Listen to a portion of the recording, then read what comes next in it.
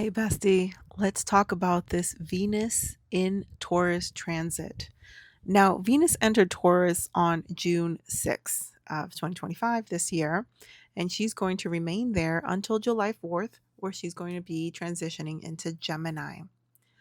Now let's talk about it because a lot of people are excited about this transit and other people are saying like, yes, psych, this is not the best thing to manifest. And I want to get into that to explain why. Personally, I will say you can manifest through anything. You just need to understand what's happening so you know what possibly could be going around you and the energies that are coming up. So let's dive into them. So on June 6th, when she entered her sacred home of Taurus, she's making a strong square to Pluto. Now, some people say that this is really scary, but let's just break that down. Venus in Taurus, right? Venus in Taurus says, I want to feel good. I want things that feel natural, familiar, that they are sensual. I need to feel secure in love, money, and connections. Venus wants to build something solid.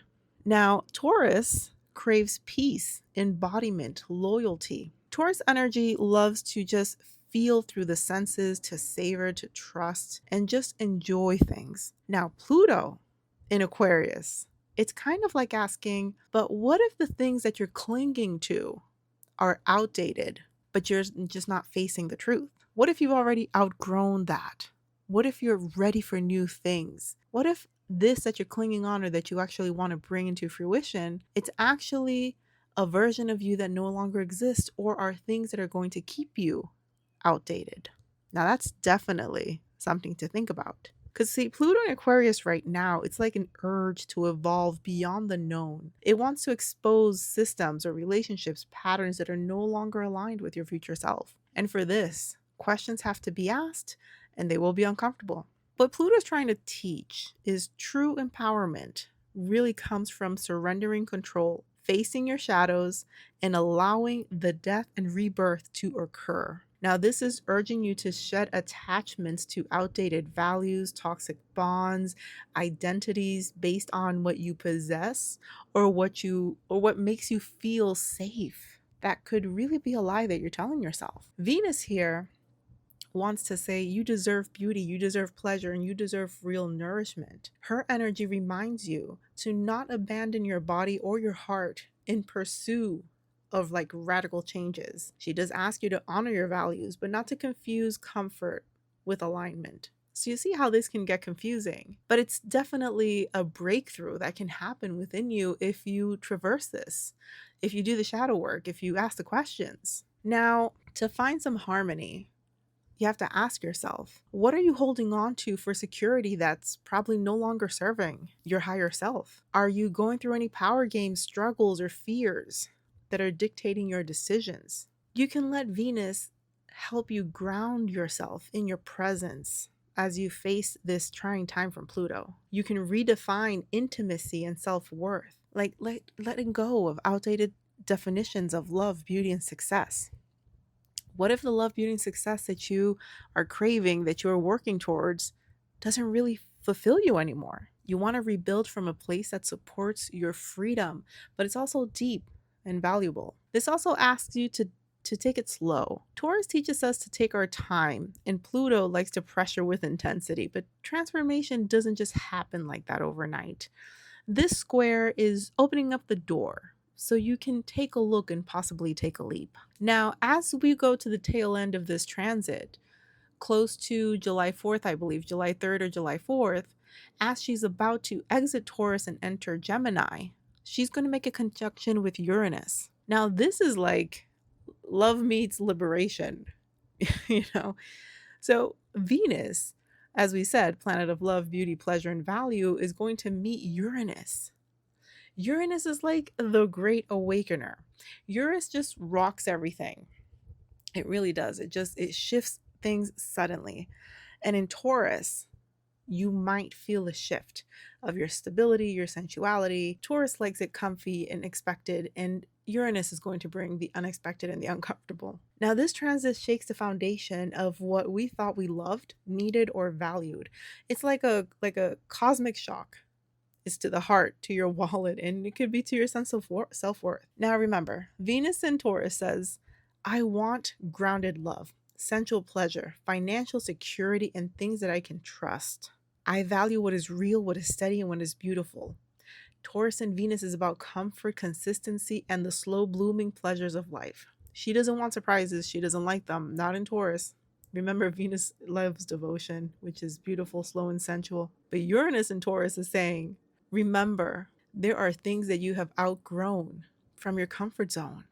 What if freedom, not stability, is what your soul is craving? Uranus disrupts, it breaks patterns. But here's the thing, whatever Uranus touches, it's not breaking just for the sake of it, just to make you lose things or just to say, no, we're going to take this away now, just for pure fun. Where Uranus shakes things and breaks things apart is where you have outgrown something. It's when you're so stuck to a pattern, to a belief, to a thing that is really not truly yours. You've outgrown it. It's not who you are. It was imposed by your family, by your friends, by your environment, by society. It does not align with you. That's what Uranus comes to shake up. So in Taurus, it rattles what we thought was secure. Our relationship with money, love, the body, beauty, and this earth. So remember, what is Uranus trying to teach? It's what would your life look like if you were truly free of societal expectations and outdated values? It really wants to liberate you from anything that keeps you stuck in a loop, especially those involving self-worth, pleasure, or money. It's a call to authentic freedom, not impulsive rebellion. So Venus is trying to remind you that you deserve to feel safe in your body, connected to beauty and grounded to what you love truly. She's here to teach you to honor your values, not the ones you were told to follow, but the ones that really live deep in your body's truth. Now, questions that you can ask are, what are you craving to change, but you've been so scared to? What are these messages within you that keep coming up? Are you ready to update your standards about your beauty and value? What is beautiful to you now? What is truly worth your energy? Taurus energy resists change, but lasting growth only happens when we let life surprise us. So Uranus brings wild ideas, and Venus reminds you to stay rooted. You don't have to throw away everything, You just have to align. So let your values, creativity, and relationship evolve to match what you're truly becoming. Now, on this part, what I do want to say for the manifestors and the magic workers and the witches of the world, for everybody who works with energy and plays with energy, this is a perfect time to do some planetary magic with the energy of Venus. The energy of Venus is symbolizing like the energy of the Empress in the tarot. She embodies everything.